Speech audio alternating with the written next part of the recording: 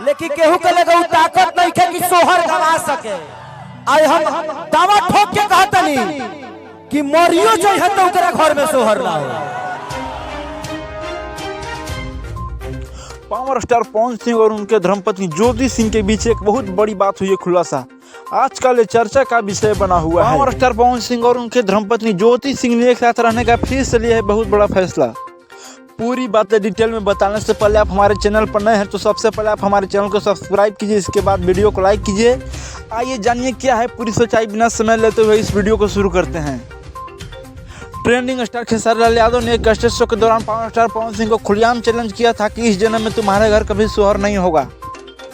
इसी बात को लेकर पावर स्टार पवन सिंह के धर्मपत्नी ज्योति सिंह ने ट्रेंडिंग स्टार खेसारी लाल यादव को जवाब देने के लिए है तैयार।